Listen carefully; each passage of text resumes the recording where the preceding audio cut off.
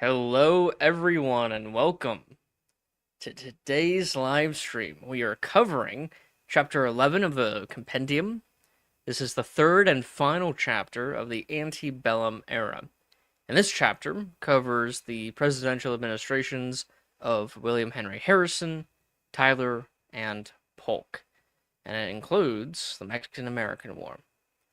And so this is what our chapter page looks like on our website. Our website, if you want to follow along, is www.tarpeia.us. Tarpeia is spelled Tarpeia.us. And I have a link in the description of this live stream. And yeah, let's get into it. So each chapter has its own page, like what you see here, and then each chapter is further divided into sections. Each section has its own interactive timeline, like what you see here, and what's on the timeline are primary source documents and events. So we combine the two. So it's a library, but in the format of an interactive and visually engaging timeline. And so this first section, which is called Tippecanoe and Tyler 2, the campaign slogan of the time. This covers 4 years of history from 1841 to 1845, and this covers the administration of William Henry Harrison and Tyler, mostly Tyler, since William Henry Harrison dies pretty early on. And so I've written a short description of this entire section, which is William Henry Harrison's presidency ended after just 1 month with his sudden death, placing John Tyler into office and igniting a constitutional debate over presidential succession. Tyler decisively resolved by claiming the full powers of the presidency. The Whig agenda of restoring a national bank, expanding internal improvements, reforming tariffs, and strengthening congressional authority collapsed as Tyler repeatedly vetoed legislation, shattering his party and governing without effective political allies. As economic recovery lagged, westward expansion accelerated with the opening of the Oregon Trail, intensifying debates over land, infrastructure, and the future balance between free and slave states. The national conversation over slavery sharpened as Frederick Douglass delivered his first major public anti-slavery speech, the start of a long career in the abolition movement. Congress repealed the gag rule. The abolitionist voices gained wider legitimacy. Meanwhile, border tensions with Mexico deepened over Texas and western expansion, laying the groundwork for war. So we have William Henry Harrison's inauguration, which was March 4th, 1841. You have the United States v. the Amistad, which here we have a video by Mr. Beat. This video is one of his Supreme Court briefs summarizing the case. So check out his channel and subscribe. We have the death of William Henry Harrison on April 4th, 1841. He died in Washington, D.C., just 31 days after his inauguration, most likely from complications related to pneumonia. His death made him the first U.S. president to die in office and triggered the first real constitutional test of presidential succession, firmly establishing that the vice president becomes president, not merely an acting executive. So Tyler will give his first address as president, asserting that he has the full powers of the presidency. Tyler's message to Congress on westward expansion and financial security. Tyler's message introducing a bill on bankruptcy. An act for the government to borrow $12 million. Tyler's veto message of an act to establish a federal bank. So the Whigs will be trying to establish a federal bank. Tyler will veto that bill. You have the Uniform Bankruptcy Act of 1841. This is the same act that Tyler introduced on bankruptcies. an act to sell government land and use the proceeds on internal projects. So a lot of the debate was on, when it comes to infrastructure, was who's going to pay for it. And so the federal government at this time decides to sell government land cheaply, and the proceeds will then pay for infrastructure projects. Tyler's veto message of a second attempt to establish a federal bank. All of Tyler's cabinet resign except Daniel Webster. The cabinet consisted of Whigs from the Harrison administration, and major policy of the Whigs was a federal bank, which Tyler vetoed twice. So the vetoing of the national banks is what led to most of his cabinet resigning. And that was on September 11th, 1841. Congressional Whig resolution condemning Tyler. Proclamation against American criminals entering into Canada. This is the first public address by Frederick Douglass. It's called "I Have Come to Tell You Something About Slavery." And I made a video of me reading the address. It's pretty interesting, and I would definitely encourage you guys to check out my channel, subscribe, and also watch this video and share it with people. Tyler's 1841 State of the Union address. Tyler's message on the border dispute with Texas. Excuse me. A Supreme Court decision, Prigg v. Pennsylvania. Tyler's message on the border issues with Canada. Tyler's message to Congress on the power of appointment. So Tyler is appointing new members of cabinet, and he's having trouble getting them approved by the Whig Senate. Tyler's message to Congress on the financial situation. You have Dorr's Rebellion, an attempt by residents to force broader democracy in the state of Rhode Island. Led by Thomas Wilson Dorr, the movement mobilized his followers to demand changes to the state's electoral rules. Rhode Island was still using its 1663 colonial charter as its de facto constitution, which required land ownership as a qualification to vote. The rebellion established a parallel government alongside the existing chartered government and wrote a new constitution for Rhode Island. The rebellion ended following the failed attempt on May 17th to capture an arsenal and seize weapons. Dorr himself became a fugitive. Although the rebellion failed, it forced the rewriting of the state constitution to expand voter eligibility. Tyler's message on the conflict in Florida with Indians. The Apportionment Act of 1842. Tyler's message approving the Apportionment Act. Representative John Botts, a Whig, introduces articles of impeachment against John Tyler. Tyler will veto a tariff bill. You have the Webster-Ashburton Treaty. You have the House Select Committee reports on Tyler's abuse of the veto power. House vote on a constitutional amendment. The amendment would change the vote required to override a presidential veto from 2/3 majority to a simple majority. The vote was 98 to 90, less than the required constitutional majority of 2/3. So this constitutional amendment does not get passed. Black Tariff of 1842. Tyler's response to the House report. Tyler's 1842 State of the Union. His message to Congress on trading with China. An address to the non-slaveholders of the South on the social and political evils of slavery by Lewis Tappan. Impeachment fails. So, not only does the amendment fail, but now the impeachment fails as well. The impeachment of John Tyler. Tyler's message to Congress on the border conflict with Mexico.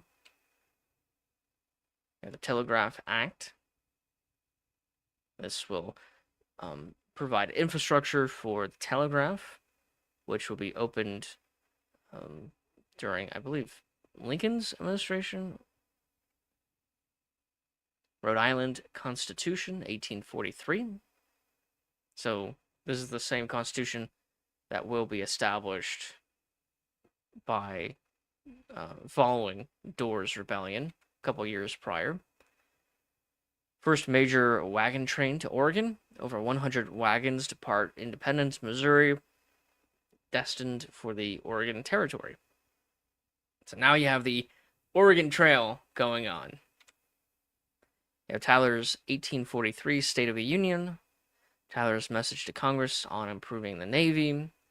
You have the Princeton incident, where Secretary of State, Secretary of the Navy, and others die in an accident on the USS Princeton when a gun misfires. This is probably the worst incident ever to befall the cabinet of the president in U.S. history, where 2 cabinet members die and a bunch of other people die from a gun misfiring. Tyler's message about the Princeton incident. Tyler's message on the violence in Rhode Island. This is violence over the new Constitution.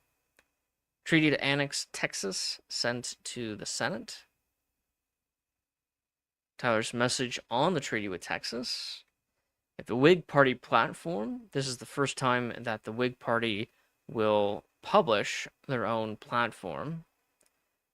And this is not the first party platform to be published. That would be the Democratic Party platform in the previous chapter. But now we have the Whig Party making their policies known. So if you're interested in learning about what the Whig Party believed in, I made a video of me reading the Whig Party platform. The first telegraph line is established between Baltimore and D.C. Yeah, the Democrats nominate Polk for president. National Democrats nominate Tyler.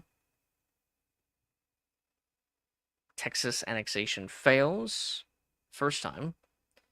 Tyler's message on the failed annexation of Texas. Veto of improving infrastructure. First trade treaty with China. Tyler withdraws from the presidential race, and he will endorse Polk, the Democratic nominee, not the Whig nominee. So the Whigs are pretty much screwed. And so the Whigs will choose Henry Clay, while Polk is the Democrat nominee. Tyler's 1848 State of the Union. You know, the House gag rule, Resolution 21, is repealed. Repealed is proposed by John Quincy Adams, who was a member of the House at this time. He was the president, then he went back to being a House, and he spoke out against the gag rule on slavery. Now, a lot of people get this wrong about the gag rule. The gag rule does not say that no one can talk about slavery in Congress. First of all, this is only the House, it doesn't include the Senate. And also, it's not about talking. Anyone can talk about slavery. It's about proposing legislation that touched on the issue of slavery, especially to limit slavery. That was the gag rule. It wasn't on talking, it was on proposed bills. So hopefully that clears up the history. So people can still talk about slavery in the House. They just couldn't propose a bill limiting or restricting slavery in any way. Tyler's message on the border conflict with Mexico. Tyler's message on trade with China. Tyler's message on the illicit slave trade. And then you have the resolution to annex Texas. The admission of Florida and Iowa. So Florida and Iowa are now states. Now we go to Young Hickory. This section, from 1845 to 1849, covers a 4-year period, and this is the Polk administration. So you have Old Hickory, which is Andrew Jackson. Young Hickory is Polk. People called him Young Hickory. So Polk's presidency was defined by territorial expansion, war, and intensifying sectional debates.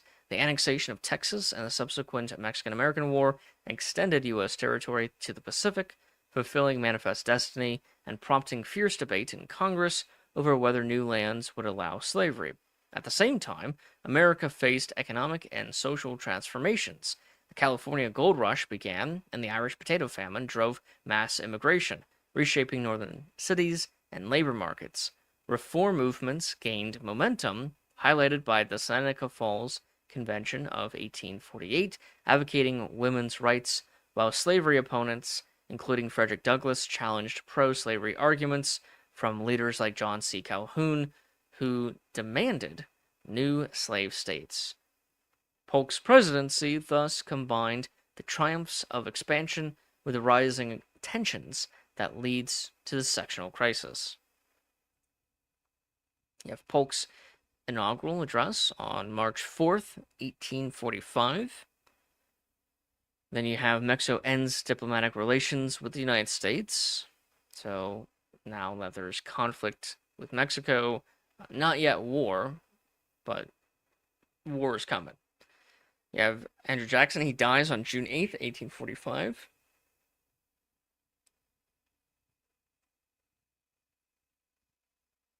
You have General Zachary Taylor is sent to the Rio Grande. Annexation by John O'Sullivan. This is where we actually get the term manifest destiny. So this guy coins it in this essay. And so all that manifest destiny is reaching the Pacific and establishing states all the way on the Pacific coast. So from sea to shining sea, that's a later phrase. That is all that manifest destiny is originally, how that term was used originally. But the broader concept of manifest destiny will go on for many decades after this when it comes to the actual establishment of filling all this Western territory with states. And even going further past the continental U.S., getting Alaska, getting Hawaii, getting the Philippines for a short period of time. And so Manifest Destiny, as it was originally used, was simply getting California and turning it into a state, reaching the Pacific coast. Now you have the start of the Great Potato Famine in Ireland, starting sometime in September 1845.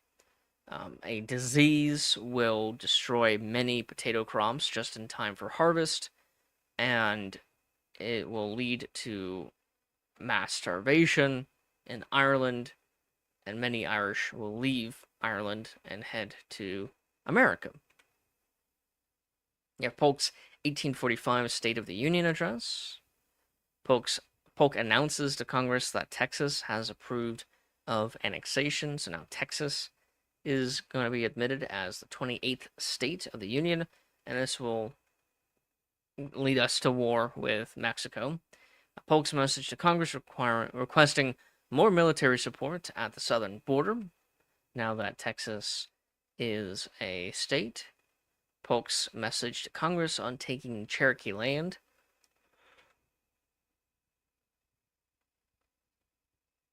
First American-U.S. military clash happens in April of 1846. General Taylor, wins the Battle of Palo Alto. General Taylor wins the Battle of Resaca de la Palma. Polk's war message to Congress. This is him asking Congress to declare a state of war with Mexico, even though the fighting has already happened. The Senate declares war on Mexico on May 13th, 1846. Joint occupation of Oregon by Britain and U.S. ends at the same time as the start of the Mexican-American War. So now, not only are we competing with territory in the southern border, we are now competing for territory in the northwestern border as well. You have the Wisconsin Enabling Act to establish it as a territory. Oregon Treaty signed. This establishes the 49th parallel as the border with Britain, Canada. Oregon Treaty ratified by the Senate in June. An act retroceding 36 square miles from D.C. to Virginia. So if you look at a map of Washington, D.C., it's supposed to be a perfect square, 10 miles by 10 miles. But, split between Maryland and Virginia. However, in 1846, the Virginia part of D.C. will be retroceded back to Virginia. So it was Virginia's, then it became D.C.'s, now it's Virginia's again. I don't think they should have done this, and I think really they only did this to allow slavery in Alexandria area, because that area today is now Alexandria and a few other places, and so that's probably why they did it. I'll have to look up the actual congressional debate and see what the argument was. See, the Walker Tariff Reduction Act. So this is to reduce the tariffs, the tariff rates. Proposal to open peace negotiations with Mexico. It's only been a couple months, but peace is already being talked about. You have the Wilmot Proviso. You have the General Taylor captures Monterey in September of 1846. Polk's 1846 State of the Union address. Iowa is admitted as the 29th state. You have the Battle of Rio San Gabriel. General Taylor wins the Battle of Buena Vista, effectively ending the war in northern Mexico. So Taylor, he's like winning every single battle, and this will move the fighting down south to around Veracruz and Mexico City. Veracruz occupied by U.S. states in March of 1847. Polk's northeastern tour, where he visits a bunch of northeastern states. You have Major General Winfield Scott.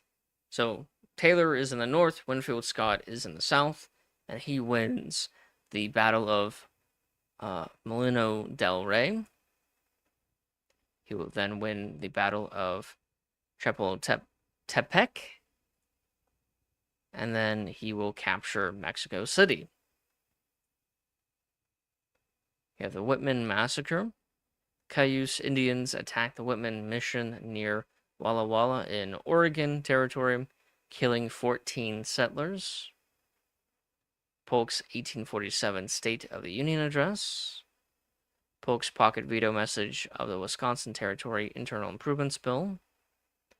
Gold is discovered at Sutter's Mill, California. This is a recreation of Sutter's Mill, but this is probably what it looked like, and it's not much to it, but gold is discovered here, and this will lead to the California Gold Rush. You have the Treaty of Guadalupe Hidalgo. John Quincy Adams dies right after. He collapsed and died in the House of Representatives after suffering a stroke. Former president turned congressman, he became the leading moral voice against slavery.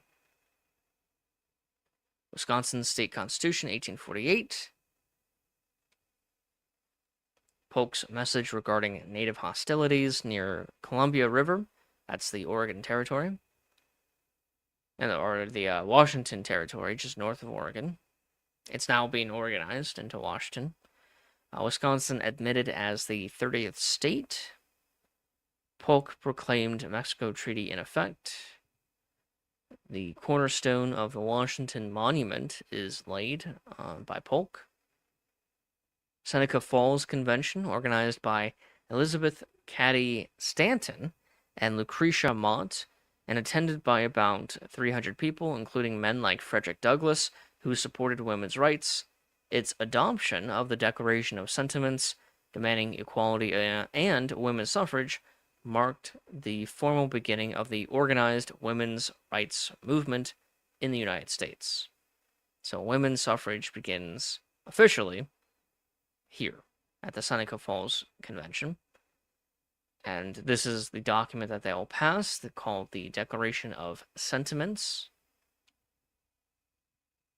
And Frederick Douglass, in his newspaper called the North Star, will write an essay supporting the rights of women.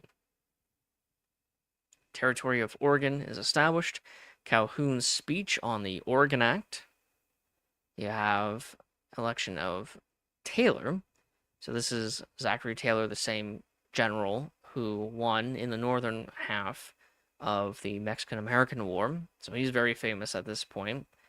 Martin Van Buren is still kicking and trying to become president again. And Lewis Cass. So 3 candidates run. And again, this is a video by Mr. Beat summarizing the election. You have Polk's 1848 State of the Union. You have the William and Ellen escape. William and Ellen Craft escape slavery in Macon, Georgia. Ellen, who is light-skinned, disguises herself as a white male planter traveling with an ailing enslaved tenant, William. After settling in Philadelphia and then Boston, the Crafts began lecturing on abolition, recounting their escape and life under slavery. Their memoir, Running 1,000 Miles for Freedom, is published around 1860. It becomes a widely read first-hand account of enslavement and their extraordinary escape, but also lecture in England and Jamaica during this period.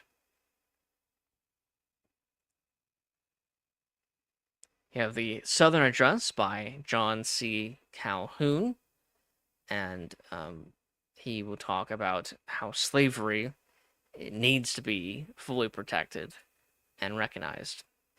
And Frederick Douglass will make a response to this address, and he calls it the Address of John C. Calhoun and 40 Other Thieves by Frederick Douglass. Very scathing essay against John C. Calhoun. And you have the Organic Act of Minnesota, so Minnesota is becoming a territory.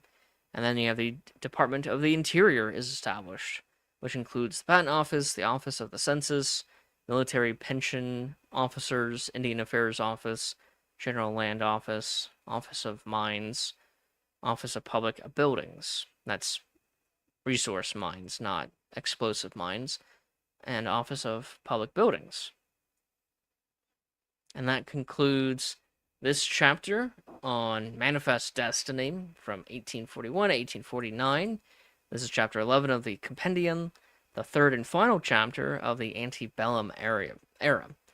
And so I definitely encourage you guys to check out our website. It's best viewed on desktop or laptop, by the way. And it's called, the domain is www.tarpeia.us. Tarpeia is spelled TARPEIA.us. My name is Mark Shubert. I am the founder and chair of Amending America. That's the name of the charity. Tarpeia is just the website name. And so I encourage you guys to support our charity. We are 501c3. All donations are tax deductible. And you can donate to us on our donate page. And you can also sponsor an era and get your name on the page itself. And if you're looking through the timeline and you're trying to find a specific document and you're having trouble navigating the timeline, you can scroll down to the master index and you can filter out search results. Now, the master index is still being worked on. It's not up to date, but you can use it to hopefully find what you're looking for. And also in the master index, I started creating these bios and what the bio will look like. It's going to be much more detailed than this. This is just a proof of concept, but each bio will have an interactive timeline of the person's life. And so you can see, just a timeline of their life. And then I'll be adding as many primary source documents as I can to each of the bios as well for the single person that the bio covers. And so I only have a few bios right now, but pretty much every single person that we mention in the entire compendium, eventually I would want to have a bio for. And there's a lot of people, thousands and thousands of people that we mention. So that's going to take a while. So thank you for watching, and I hope you learned something new of our old history. And I hope to see you tomorrow. For tomorrow's live stream, we will have a guest. His name is Dr. Joseph Hall Patton, and he, on YouTube, goes by the name The Cynical Historian, and he and I will be looking over Chapter 12, which is the sectional crisis. So I'm excited for tomorrow's live stream. So thank you again for watching, and I hope to see you tomorrow. Please support our charity if you can, and have a nice day.